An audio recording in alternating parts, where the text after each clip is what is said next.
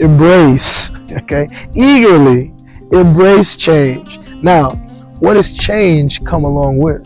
Change comes along with a moderate level of discomfort. Why?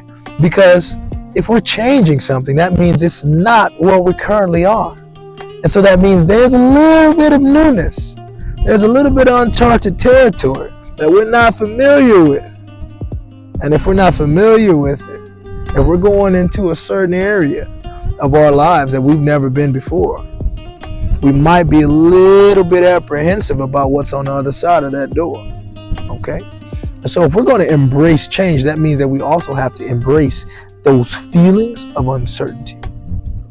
Those feelings of uncertainty might also drum up potential past pains that we felt from maybe missteps in the past. And so I think about what prevents people from embracing change. We know we need to embrace it, but what prevents people from embracing change?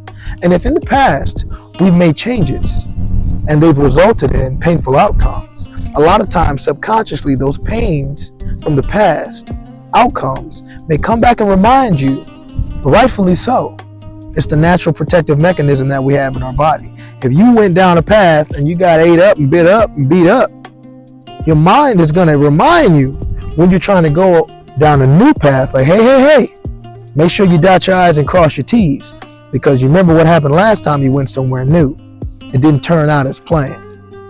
That can cause a lot of people to halt and stop and pause and not do the things that they need to do and take the risks that we need to take in order to continue to trek on into newness and into growth and to endure those feelings of uncertainty and apprehension and fear and doubt and hesitation and overcoming hesitation.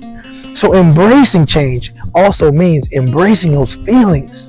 So when you feel fear, when you feel insecurity, when you feel doubt, when you feel hesitation, when you feel uncertainty, that's not a sign to stop.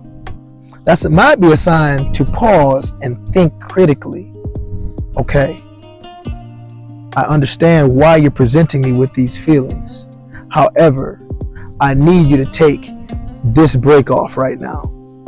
This emergency break is really important for when it's emergency.